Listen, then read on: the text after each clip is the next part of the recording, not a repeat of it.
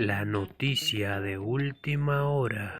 Vamos a analizar lo que ha sido un ataque sin precedentes por parte de Rusia, con más de 600 misiles y drones lanzados en su mayoría contra Kiev, con un ataque diurno también que ha puesto en jaque sobre todo a la capital ucraniana y sobre todo con un Vladimir Putin que ayer advertía, después de los ataques a colegios rusos, hablaba de que el conflicto ha entrado en un nuevo nivel.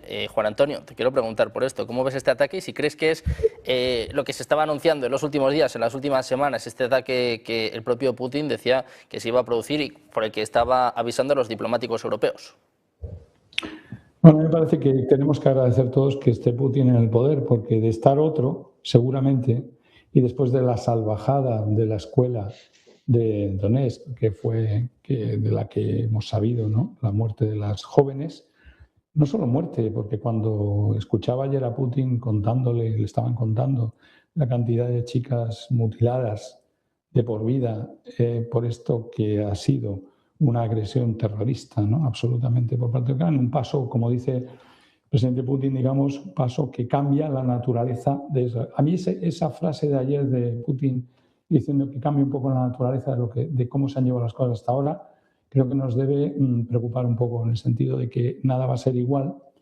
Unos han pasado la barrera, atacan civiles, atacan infraestructuras civiles y en plena Rusia de manera terrorista, no en un frente de guerra, bueno, pues atacan jóvenes y vamos a tener entonces también ataques a edificios y mucho más. Entonces creo que nos tenemos que esperar a que esto va a ser la tónica para los próximos días. Pero decía que menos mal que está Putin, porque si hubiera a lo mejor otro un poquito más radical, creo que la reacción sería muchísimo más fuerte de lo que hasta ahora hemos visto. No sé, espero que las cosas se vayan apaciguando de ambos lados. A ver, yo creo que el gran problema en este momento en el tema del conflicto en Ucrania es Europa. Es Europa y son los líderes europeos y son los famosos 90.000 millones que quiero recordar que no vienen de ningunos fondos rusos congelados y que Rusia, cuando pierda esta guerra, como dice la señora von der Leyen, ¿no? Cuando Rusia pierda esta guerra pagará unas compensaciones que servirán para devolver esos 90.000 millones. Me río y me voy a seguir carcajeando de cómo piensa Europa que va a acabar este conflicto del lado de Rusia. Esos 90.000 millones lo vamos a pagar cada uno de los que estamos aquí, de nuestro bolsillito, durante los próximos años, a cambio de no tener inteligencia artificial, cobertura para las pensiones o seguridad social y muchas más cosas.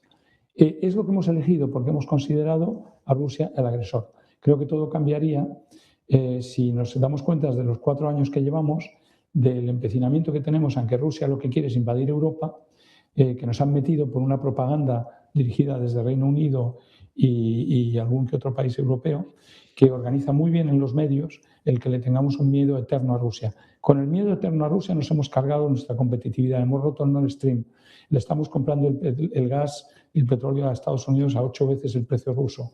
Eso es lo que nos ha matado. Y nosotros mismos nos pisamos a nosotros mismos, no tenemos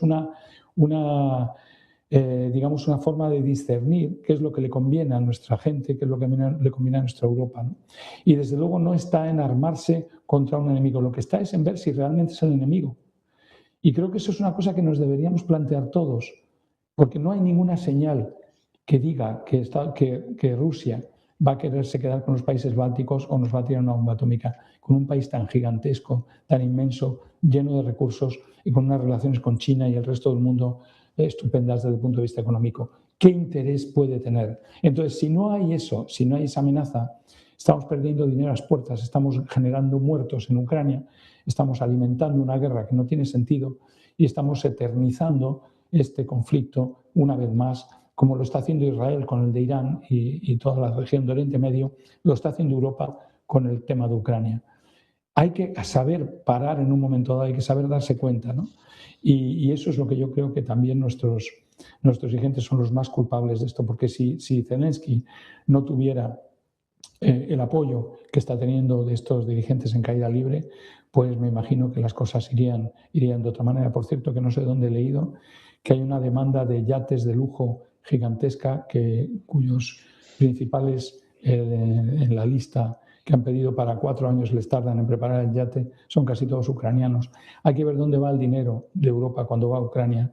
Esto con rascar un poquito de lo que está pasando en la propia corrupción de Zelensky y demás. Creo que estamos enloquecidos con el tema de Ucrania, que hay que parar un poco, repensar todo. Sí, si queremos nombrar a alguien que dialogue con Rusia me parece bien, creo que lo tenemos que haber hecho desde hace muchísimo tiempo, pero esa manera de ser siervos de Estados Unidos que hemos tenido siempre, que me avergüenza tanto hoy en el siglo XXI, la hubiera comprendido después de la Segunda Guerra Mundial, todos destrozados y siguiéndoles a pies juntillas. Pero hoy, cuando en Múnich te llaman civilización podrida, prácticamente como nos llamó Estados Unidos, perdidos, una civilización perdida. No, entonces, ¿qué estamos haciendo siguiendo a pies juntillas todavía lo que nos dice Estados Unidos? Estamos muy perdidos, necesitamos líderes que se levanten y actúen de otra manera.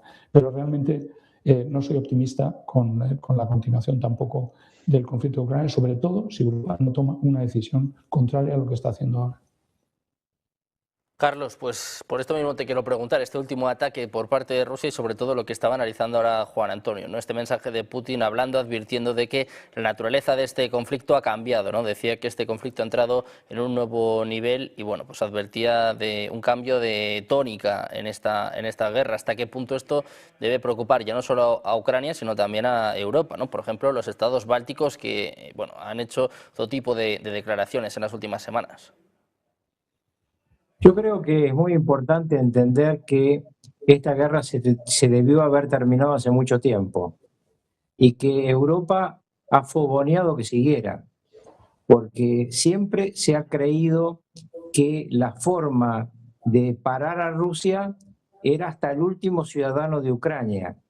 Y en consecuencia, vayan ustedes y peleen, yo les presto la plata, me la van a tener que devolver, yo les doy material bélico, me lo van a tener que pagar, porque como bien se acaba de aclarar, no es que salieron de fondos rusos los dineros que se malgastan en Ucrania, sino que salieron de los bolsillos de muchos de los que nos están escuchando en todos los niveles de habla hispana de Europa.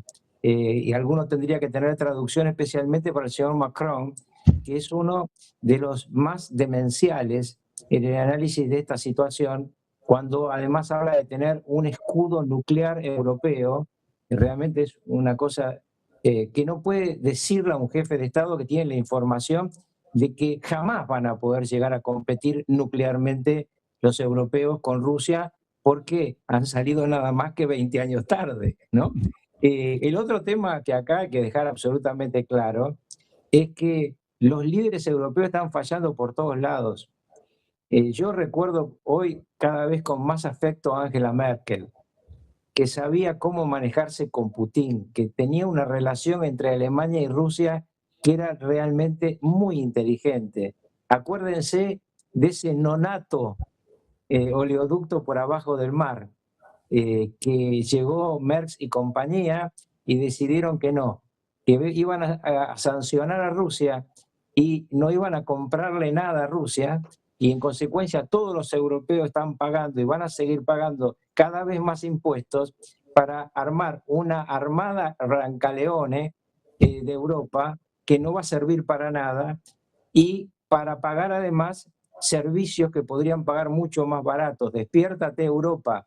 Esto es responsabilidad de tus líderes, de todos tus líderes, que han preferido mostrarte el oso ruso diciendo acá está el cuco, vamos a pelear contra el cuco, deme la plata, y la han utilizado a los ucranianos. Y claramente en esto vale la pena profundizar en algo que se acaba de decir, y es en el estudio de qué se hizo con el dinero de Europa y de Estados Unidos que fue a Ucrania. ¿Por qué se sigue sosteniendo a un presidente que no es más presidente? ¿Por qué razón todo el mundo dice vamos a negociar de la mano de Zelensky, lo llevan a cuanto cóctel haya y lo ponen como si fuera el hombre que tiene que gobernar? No es más el presidente de Ucrania, hace rato que venció su mandato. Nadie habla de hacer elecciones, de llegar a un acuerdo transaccional, de decidir qué es el Donbass realmente, qué quiere la gente que vive en el Donbass, qué pasó en todos estos años, desde el 2014, cuando Europa consintió Crimea y Sebastopol, qué pasó de ahí hasta acá, y qué pasa con Polonia, qué pasa con Bielorrusia. Estamos mirando mal otra vez. Se parecen mucho más de lo que ustedes creen los dos conflictos que estamos viendo, ¿eh? Pero mi abuelita le pondría un título a los dos: Poderoso caballero es don dinero. No solo se parecen, sino que además están muy relacionados, ¿no? Que es algo que estamos viendo durante los últimos meses. Emiliano, antes de terminar, te quiero preguntar a ti también por esto. ¿Cómo valoras este último ataque por parte de Rusia y sobre todo este mensaje por parte de Putin? Me parece que aquí no estás tan de acuerdo, ¿no? Con Carlos no. y con Juan Antonio. Cuéntanos. Aquí sí que discrepo de mis dos precedentes, tanto de Juan Antonio como de Carlos. Porque, claro, si yo miro la Carta de Naciones Unidas y los principios de no injerencia, respeto a la soberanía, no uso de la fuerza, resolución pacífica de controversias, no se pueden aplicar a la Carta. A este sí y a este no. Por lo tanto, en aplicación objetiva de las normas, pues lo que hizo Putin infringe la Carta de Naciones Unidas, como lo que ha hecho Estados Unidos, lo que hace Bibi Netanyahu, lo que hacen otros, autócratas del mundo mundial, ¿no? Entonces, ahí discrepo un poco. Pero en lo que sí que coincido es, tal y como está la guerra, y tal y como se está produciendo los últimos bombardeos, especialmente los rusos en Ucrania, pero también la capacidad incrementada de Ucrania de bombardear al interior de Rusia, estamos en un enrocamiento de la partida de ajedrez que no va a dar un ganador claro. Por lo tanto, en una situación así, lo único que nos permite desatascar esa situación es la diplomacia, que es el mecanismo para tratar de buscar una solución. Que la población del Donetsk, Luhansk y el resto de las 4 provincias tienen que hacer un referéndum, pues que se haga. Es decir, que creo que a muchos de los conflictos desde después de la Segunda Guerra Mundial hasta que se ha acabado esa visión, digamos, internacionalista, pues se resolvían por la diplomacia. Entonces, que la señora Merkel era la persona idónea, por supuesto, porque tiene esa mentalidad, o sea, habla ruso, para empezar, lógicamente, y segundo, conoce la cultura rusa. Entonces, podía ser una persona perfectamente capacitada para tratar de sentar en una mesa negociadora. Porque lo mismo que ocurre con la posición entre Irán y Estados Unidos, las reclamaciones que hacía el señor Putin no eran una negociación, eran una imposición o capitulación. Entonces, en una negociación tienes que rechazar algo o renunciar a algo. No se puede tener todas mis pretensiones, tienen que ser impuestas y las tuyas no, porque entonces no es una negociación, es una imposición. Entonces, en el momento actual, tal y como se está desarrollando la guerra y por el impacto que tiene tanto en la sociedad rusa como ucraniana, europea, yo apostaría una vez más por tratar de revivir, no sé si porque es muy difícil, las normas y la tradición de llegar a acuerdos a través de la diplomacia, que es la única manera de sentar a dos partes en un conflicto, sea a través de la mediación, los buenos oficios, cualquiera de los mecanismos que hay de solución de controversias. Porque si no, pues vamos a estar en una guerra enrocada que va por el 5.º año, si no me equivoco, y podemos llegar al 6.º, 7.º, porque Ucrania ya no, o sea, si ya se perdió la oportunidad de tomar Kiev y poner a otra persona, y lo mismo que le pasó con el bombardeo de todo el gobierno iraní a Estados Unidos e Israel, que era con la baza que jugaban, pues aquí ya lo único que queda es la negociación y para eso hay que acudir a la diplomacia. Bueno, pues esperando a la diplomacia y sobre todo, bueno, pues atentos a un nombre, atentos a Reder, que por cierto se dice que hoy está en un hotel en Moscú y que también puede ser otro nombre, ¿no? Que nos dé pistas sobre si hay o no conversaciones más allá de Sergio, Merkel. Sergio, te recuerdo que Reder era miembro de la junta directiva de Gazprom, no es por nada, no sé si es el más idóneo. Bueno, también sabe ruso, decías tú que Merkel sabe ruso, pues Reder sí, pero también. No, pero no participó de las empresas rusas de energía. Bueno, pues enseguida les contamos esta última hora y sobre todo esperamos que la diplomacia haga mella y nos ayude a solucionar este conflicto. Nosotros nos vamos a quedar sin tiempo de más. Emiliano, Carlos, Juan Antonio, un placer contar con los tres por aquí. Muchísimas gracias. Buen día. Un placer haber compartido esta mesa. Un placer Un abrazo. también. Muchas gracias. Mantente informado con nosotros y activa la campanita para que la notificación te llegue primero. Suscríbete y comenta.